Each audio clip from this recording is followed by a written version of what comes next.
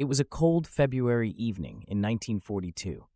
Los Angeles, usually vibrant with activity, lay still beneath the stars, unaware of the nightmare that would unfold just hours later.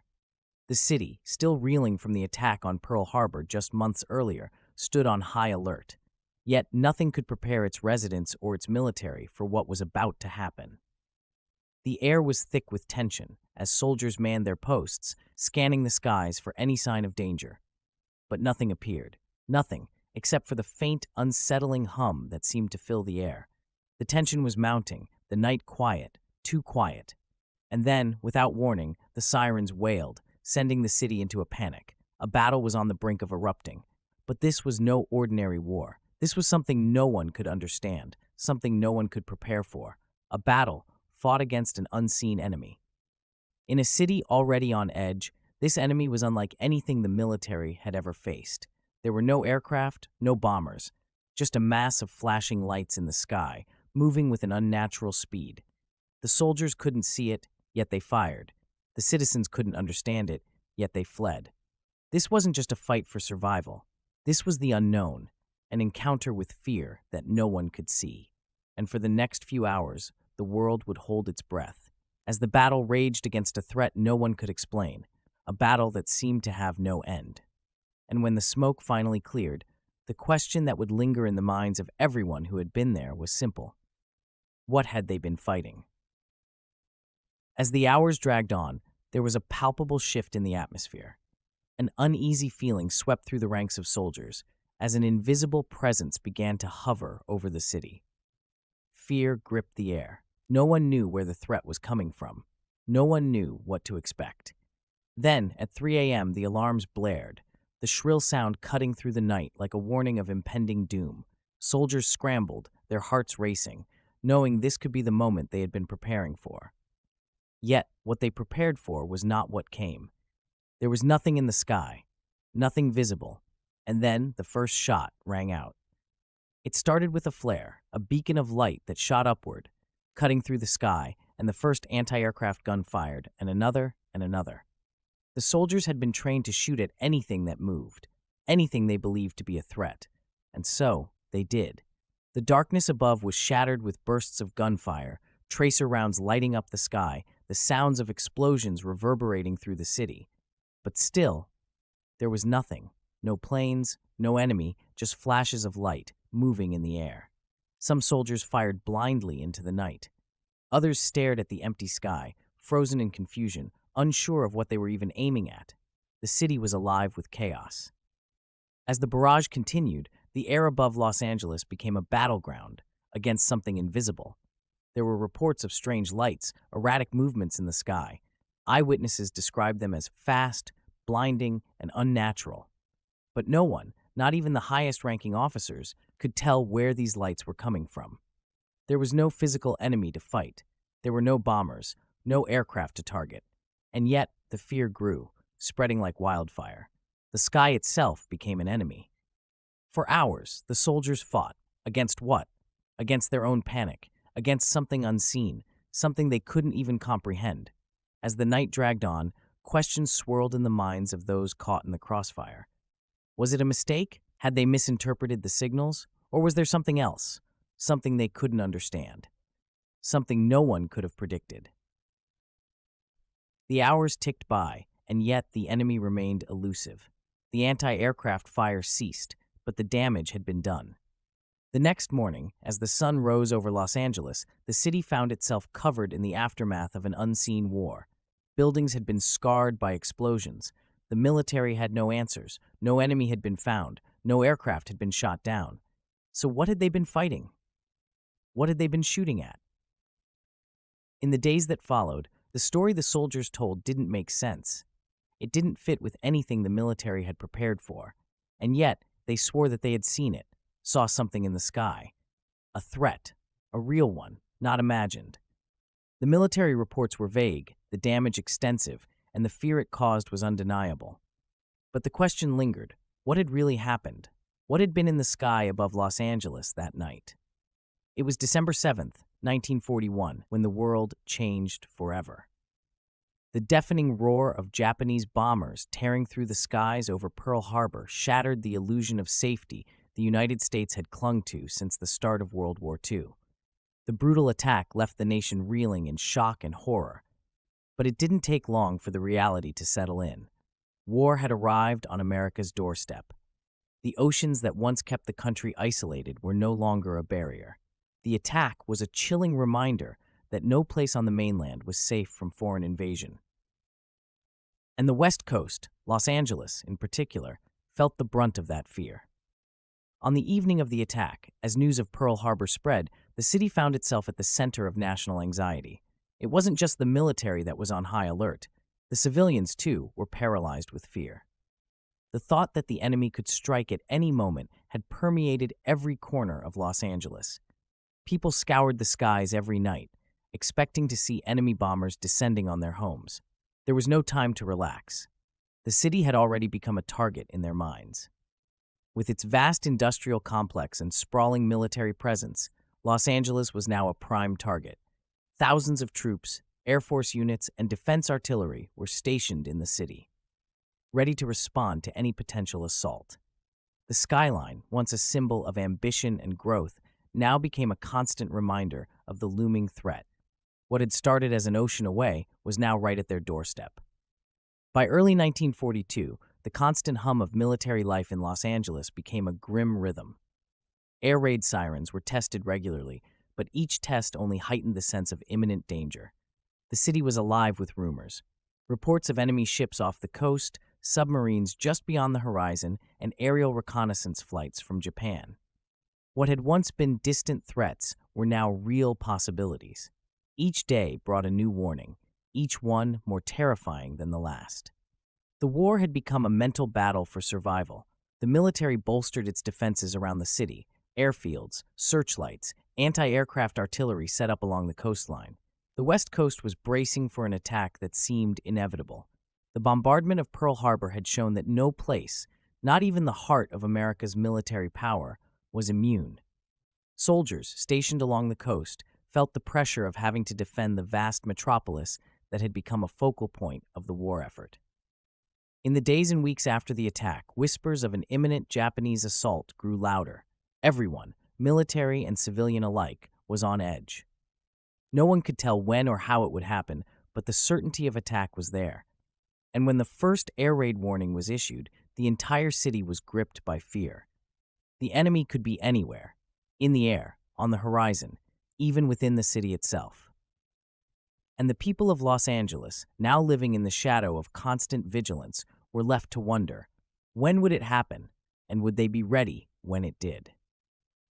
By February 1942, Los Angeles was a city caught between fear and readiness. Military units were on high alert, preparing for a strike that they were convinced would come soon. The night of February 24th, as rumors of a potential enemy attack circulated once again, the air raid sirens blared out, sending the city into a frenzy. It was 3 a.m. when the signal came, a sudden, unmistakable alert. An unidentified object had been spotted on radar, headed toward the city. The city was on edge, and the military swung into action, but no one could know yet how deadly the night would become. The next few hours would send Los Angeles into a state of terror, not just from the fear of attack, but from something that could not be seen or understood. And when the bombs never came, when the enemy never appeared, the only thing left behind was a battle fought with no clear target. What were they shooting at, if there was nothing to see? The night of February 25, 1942, was not unlike any other in Los Angeles, quiet, cold, and full of uncertainty. But what no one could have foreseen, no one could have even imagined, was that this night would plunge the city into chaos. At 3 a.m., the first sign of danger appeared, though no one yet knew what it meant. A radar operator, scanning the skies, detected an unidentified object approaching the city. No one knew whether it was a plane, a bomb, or something else entirely. The blip on the screen wasn't a clear indication of what was to come. It was enough to set the city on edge, enough to put the military into action. At that moment, the air raid sirens went off. The blaring sound cut through the cold night air, slicing through the calm like a warning that no one was prepared to hear. the city was immediately thrown into confusion.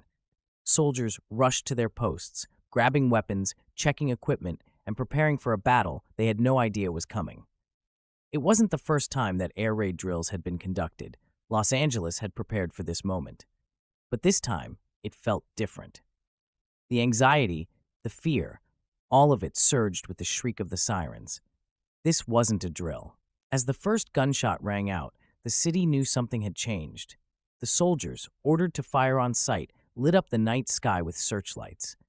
They were searching for an enemy, a tangible force to destroy. But the lights revealed nothing. The skies remained empty. Yet, the sound of gunfire continued, the artillery echoing through the streets. A symphony of chaos that could be heard for miles. The soldiers fired into the dark, convinced they were fighting something up there. But what? What were they firing at? The civilians, those still awake and listening to the barrage from the safety of their homes, began to hear strange reports from those out on the streets. People spoke of lights, strange, fast-moving lights that zigzagged across the sky. Could this be a new kind of weapon? A Japanese aircraft with capabilities never before seen? Or could it be something else entirely? The soldiers, trapped in a desperate battle, were faced with an impossible task. They had been trained to fight enemies they could see, to shoot at planes in clear sight, but what could they do when there was nothing in the sky? No bombs, no planes, just lights. The terror began to set in as they fired blindly, unsure of the true nature of the enemy. Was it a ghost? An illusion? The psychological toll of not knowing what they were shooting at became overwhelming. Their training couldn't help them. They weren't just fighting against an enemy, they were fighting against their own fear. As the minutes ticked by, the barrage showed no sign of slowing. The flashes of artillery fire painted the sky, but still there was no target, no enemy planes. The barrage continued for over an hour with no confirmed hits. Soldiers on the ground had no idea whether their shots were landing or if they were even hitting anything at all. The sky remained empty, a void that was terrifying in its vastness. They could hear the explosions, but the smoke and dust obscured everything. Was the enemy truly there, or had the military been deceived by something far less tangible? Eyewitness accounts varied wildly. Some claimed to have seen large shapes moving across the sky, large enough to be planes, but not moving like planes. They maneuvered in a way that no human technology could replicate.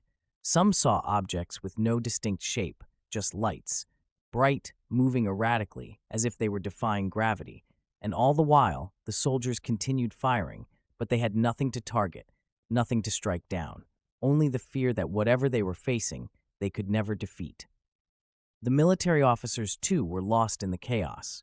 Even with their experience and training, they were powerless to make sense of the situation. No one knew what was going on. What could explain the unexplained? What could they tell the city? The confusion spread like wildfire. Officers sent frantic orders down the line. Soldiers were given conflicting reports, and civilians were left in the dark, not knowing whether to trust the gunfire or to run for their lives. As the minutes turned to hours, the chaos spread to the streets of Los Angeles. People could no longer remain calm, no longer trust the military's defense efforts. They heard the gunfire, saw the searchlights flash across the sky, but what they couldn't see was the enemy. Was it real? Was this some kind of trick? Or was something truly attacking them? The fear that gripped the city was unlike anything anyone had ever known. People flooded the streets, running in panic, unsure of what was happening. Should they trust the military, who was shooting blindly into the sky?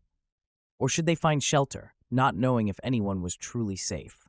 What had been an air raid drill in the past now felt like a full-fledged nightmare. The soldiers were firing into the night, but what were they protecting? What was coming to destroy them? The terror in the streets only grew, as families huddled in basements and air raid shelters, unsure whether they were safe. All they could do was listen to the barrage above, wondering how long it would last and what it meant for them. The sun rose over Los Angeles, but the morning did little to calm the nerves that had been rattled through the night. The guns had fallen silent, the searchlights flickered off, but the uncertainty remained, heavy in the air. The streets were filled with debris from exploded shells and damaged buildings, Yet not a single enemy aircraft had been brought down.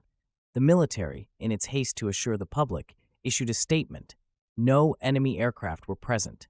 No enemy planes. But if that was true, then why did the entire city shoot at the sky for hours? Why had the guns fired relentlessly, lighting up the dark sky, if there had been no threat at all? The aftermath was a city shattered by confusion. It wasn't the damage that told the true story, it was the questions that lingered in the air, unanswered, persistent. The explosions had left scars on buildings, windows shattered, rooftops pierced by shrapnel. But there were no enemy aircraft, no bombs, no signs of an actual attack. How could this be? How could something so real, so frightening, be shot at but remain invisible?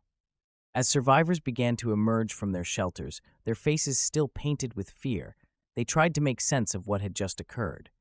Some recounted the strange lights they had seen, moving unnaturally fast across the sky. Others described shadows, large, shifting figures that seemed to move in impossible patterns.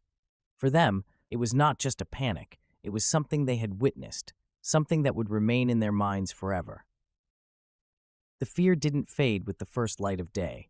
It lingered, hanging in the air like a dense fog, making every corner of the city feel uncertain. Those who had been awake during the attack couldn't shake the images from their minds. They had seen something. They had witnessed flashes in the sky that defied explanation. Witnesses told of lights moving too quickly to track, darting across the night, turning at angles no aircraft could manage. Some reported seeing massive, shadowy figures, dark against the night sky, but too distant to identify. Could these have been planes, or were they something else entirely? For the survivors, the questions became an obsession. What was it that had driven the military into such a frenzy? What had they really been shooting at? And why couldn't anyone tell them the truth? The unsettling thoughts weighed heavily on the minds of those who had witnessed the event. What had they seen? What had been out there in the dark? As days passed, the questions only grew louder, and with them came speculation. What had really happened in the skies over Los Angeles? The military had denied any enemy aircraft, but that left a gap that the public filled with theories, each more extraordinary than the last. One theory that quickly gained traction was the idea that what the city had witnessed that night were UFOs. UFO sightings were becoming more frequent across the U.S. in the 1940s, but what had happened over Los Angeles seemed different. Eyewitnesses described lights moving in ways no human-made aircraft could. Was this an extraterrestrial threat? Had the military been responding to something otherworldly? But the theories didn't end there. Some suggested that the Japanese government had launched a psychological attack. The idea was simple: provoke fear in the American population by launching a series of distractions in the skies, creating panic and confusion. Could the military have been fooled by shadows and lights, firing on nothing? Perhaps the military had been so on edge, so hypervigilant, that they were reacting to phantom threats. What if it was all a trick? Others proposed a far simpler explanation: weather balloons. It wasn't unheard of for balloons to drift across the coast, creating strange shapes in the sky. Could this have caused the military to mistake innocent weather balloons for enemy aircraft? But why would the panic be so extreme? And why did the military continue to fire for so long at something that wasn't even a real target? And then there was the most unnerving possibility: a cover-up. The military's official report was vague, almost dismissive. What wasn't being said? What had the soldiers and officers seen that the public wasn't meant to know? Were they hiding something far more dangerous, something too horrifying to reveal? As the theories swirled, the most troubling question remained: why did the military refuse to provide any solid answers? The reports were clear in their refusal to acknowledge an enemy presence. Yet, the damage was real, the fear was real, and the confusion was impossible to ignore. Could it be that the military was hiding something too unsettling for the public to know? The lack of a clear explanation only fueled the suspicion. Why was the military so eager to shut down the conversation, to dismiss the chaos as nothing more than a mistake? Was there something they weren't telling the public? Had they truly seen an enemy in the sky? Or had they been duped into reacting to something they couldn't understand? Some whispered that the truth was buried beneath layers of bureaucracy, hidden behind classified documents and high-level cover-ups. What had really happened that night in Los Angeles, and why were those who witnessed it left to wonder? The city may have calmed, but the questions and the fear were far from over.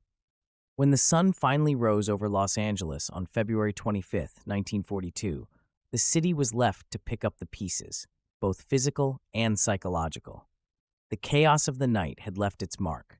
Buildings had been damaged, windows shattered by the relentless shelling, but it was the invisible damage, the fear, that truly lingered. The people of Los Angeles were left with one question: what had just happened? For those who lived through the night, it felt as though the city itself had been torn apart. Was this a real attack, or had the soldiers fired at nothing? What was the true nature of the threat that led to such a destructive and uncontrollable response? How could a city's defenses be so easily triggered? Could it have been prevented? And who was responsible for allowing a panic to escalate to this point? The questions began to eat away at the city. The people wanted answers, and they demanded them now. Yet, every official report pointed to a strange and unsatisfactory conclusion. There was no enemy in sight. The gunfire, the destruction, the terror, it all seemed to have been for nothing. But was it really nothing, or was the truth far more elusive than anyone could have imagined? The media, too, was left scrambling for answers. What had happened was too big, too strange to ignore. And in the absence of a clear explanation, the press filled the void with sensational headlines and bold speculation. Stories flooded the papers, each one more bizarre than the last. Some reports suggested that what happened in the skies over Los Angeles that night had been a test by the Japanese, a psychological operation designed to provoke fear. Others hinted at something far more unsettling, an unknown aerial force that had been too elusive for the military to defeat. As the weeks went on, conspiracy theories began to take root. Some believed the military had covered up the truth, hiding the fact that they had encountered an enemy that was beyond human understanding. These theories only fueled the media frenzy. The people were desperate for answers, and the press, eager to feed the growing panic, pushed every angle, every story, every possibility. As the media spun their theories, the survivors of that night tried to make sense of what they had witnessed. For them, it wasn't just about military failure or a cover-up. It was about the terrifying unknown they had seen with their own eyes. Some spoke of lights, bright and fast, slicing through the air like nothing they had ever seen. Others described large, shadowy shapes that moved in ways no aircraft could. They were not imagining things. They knew what they had seen, but the fear of what it meant kept them silent for years to come. For those who had been out in the streets that night, the trauma lingered long after the guns fell silent.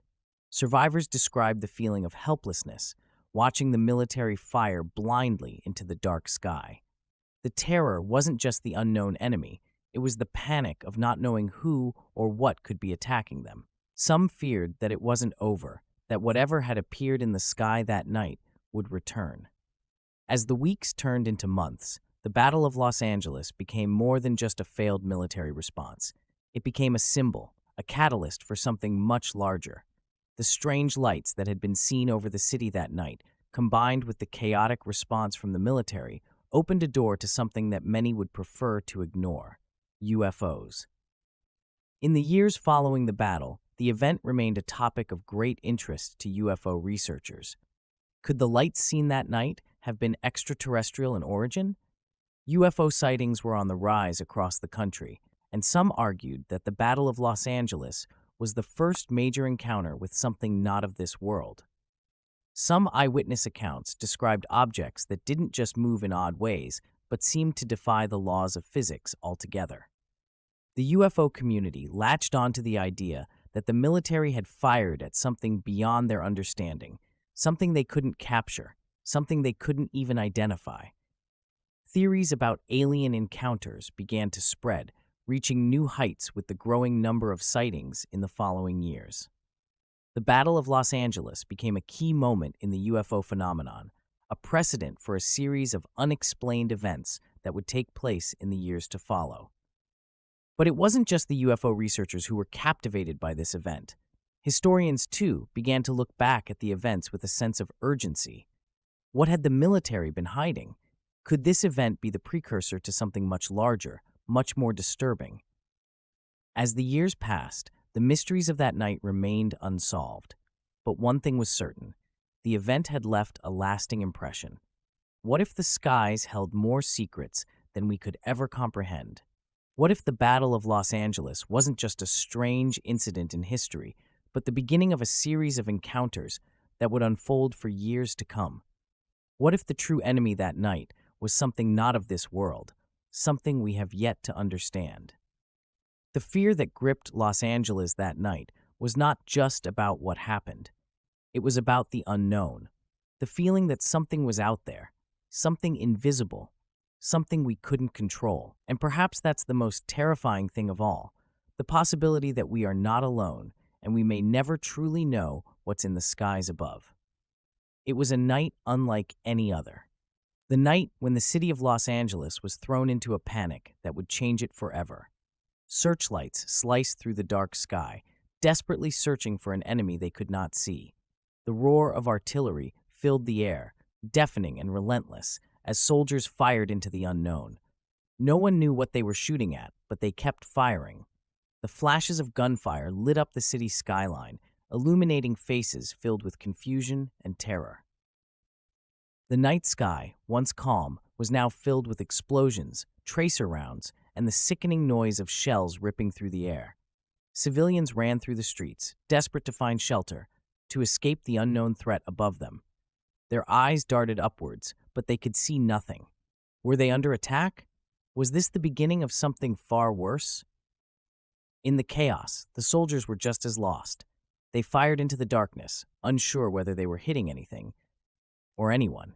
Every shot seemed to create a new wave of fear, a new possibility that the enemy was just out of reach, just beyond the edge of the searchlights. They continued to fire, trying to protect the city, even though they had no idea what they were facing. The night dragged on, and with every minute, the fear grew. As the night came to a close, the city slowly began to calm. The gunfire ceased, the searchlights flickered out, but the terror that had gripped Los Angeles lingered. The official military report was clear. No enemy aircraft had been detected. But what about the lights, the shadows, the panic that had spread across the city? What had been in the skies that night? The Battle of Los Angeles was not simply a military failure. It was a warning of something unseen, something beyond comprehension. Whatever had been in the sky, whether it was a real enemy or an unexplainable phenomenon, remains a mystery. And that uncertainty, that inability to understand what happened, is perhaps the most terrifying truth of all. We may never know what really occurred that night, and that in itself is a fear that will never fade. In the years since that fateful night, the events of the Battle of Los Angeles have been picked apart, analyzed, and speculated upon. But the true nature of what happened remains elusive. Was it a mistake, a military overreaction, or was there something else in the skies that night, something that still hides in the shadows, waiting to be uncovered? The mystery lingers, and with it, the questions. If there is more to this than we know, what are we missing? Could the events of that night have been the first glimpse of something greater? Something that we have yet to understand? The fear of the unknown is one that will continue to haunt those who witnessed it, and perhaps even those who were not there. Because one thing is certain, the Battle of Los Angeles will never truly be over. We may never know the full truth behind the Battle of Los Angeles, but the mystery is far from over. What do you think happened that night? Could it have been a simple mistake, or is there more to it? Share your thoughts in the comments below. Was it just an overreaction, or was there something more at play? Whatever the truth may be, the fear that night unleashed will stay with us, and the skies above Los Angeles will always hold their secrets. If you want to uncover more historical mysteries and unravel the unknown, don't forget to subscribe and stay tuned. The story may have ended, but the questions remain.